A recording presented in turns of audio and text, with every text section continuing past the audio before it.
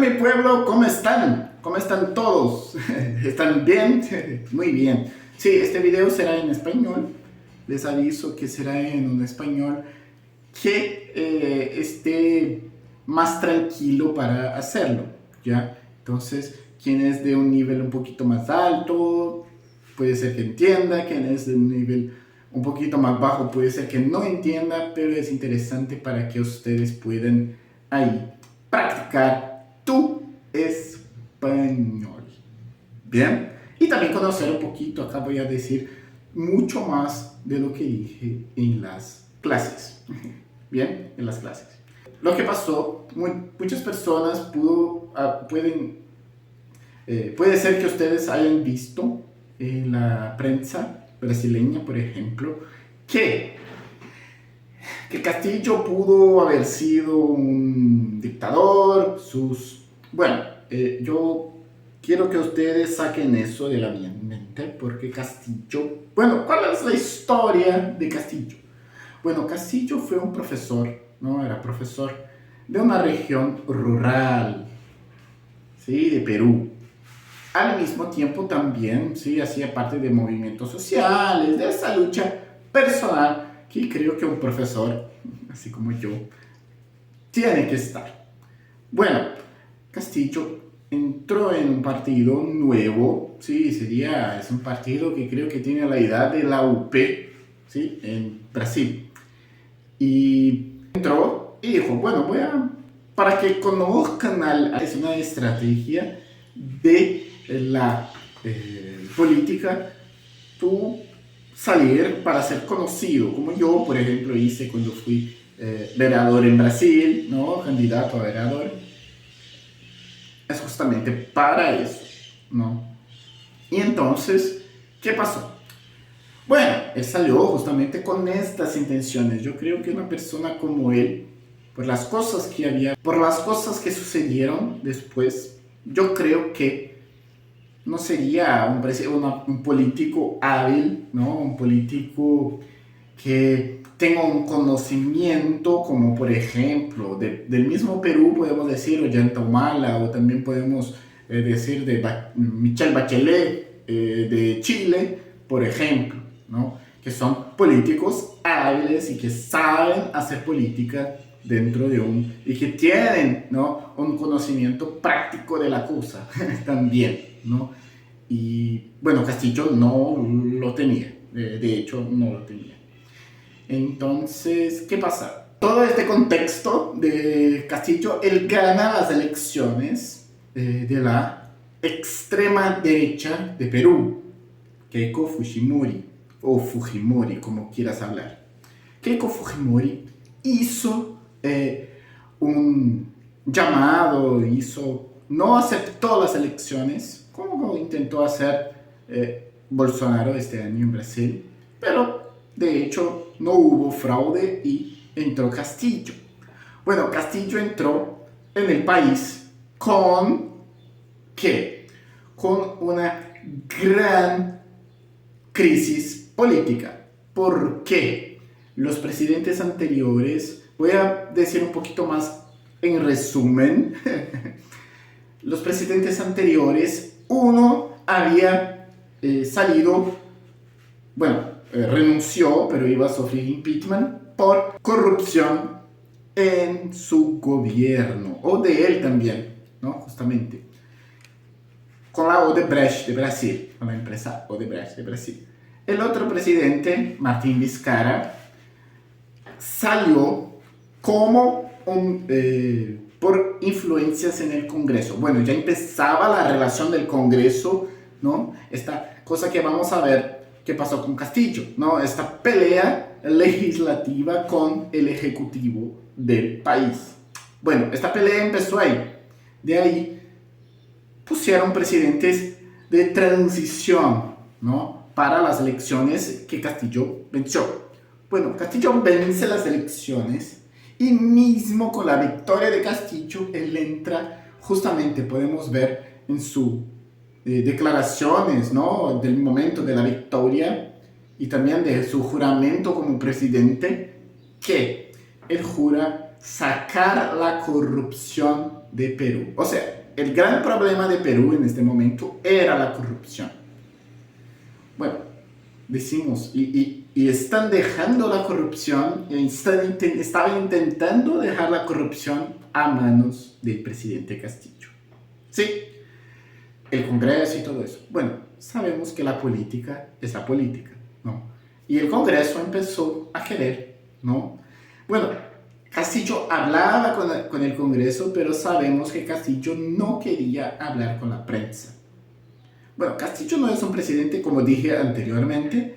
Castillo es un presidente que no sabe ser presidente. ¿Por qué? Porque hablar con la prensa es hablar con el pueblo.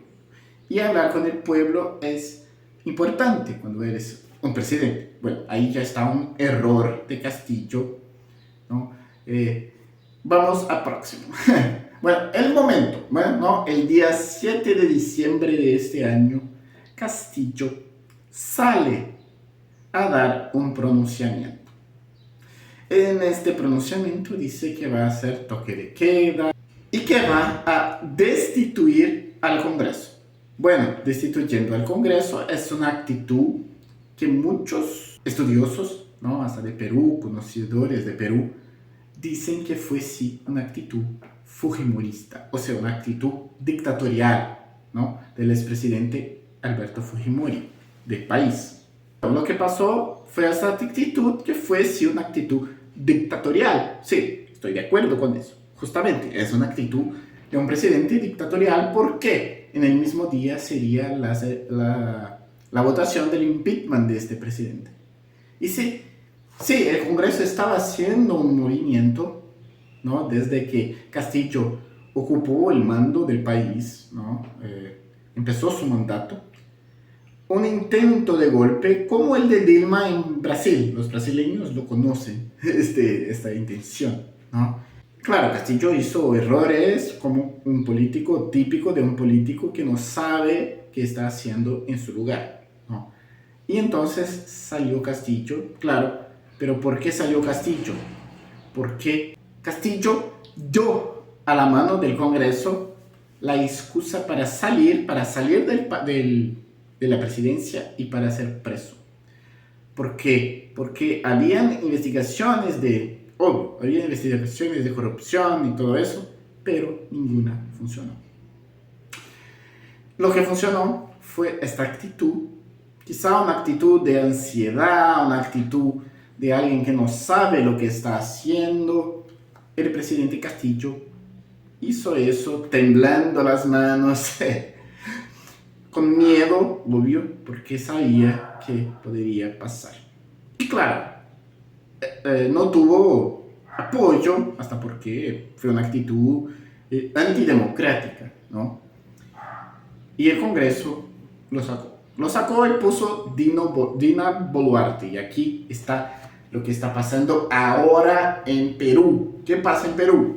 Lo que pasa es que Dina Boluarte está con este problema en la mano, lo que llamo de papa caliente, una papa caliente en la mano, y esta papa caliente en la mano le empezó a doler la mano, ¿no?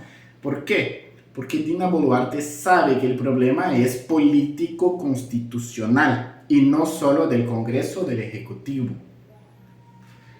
Dina Boluarte tomó la pose apoyando Castillo anteriormente. Después no, hasta porque por las cuestiones políticas mismas. Pero, y también, claro, como sacaron a Castillo y claro, fue algo como parecido con la Dilma, hay sus apoyadores que dicen cositas, entonces hay esta relación con las cosas que estamos ahí hablando. Bueno, Dina Boluarte, luego que tomó pose, claro, esto es importante decir, la primera mujer presidenta de Perú, la primera mujer, ¿sí?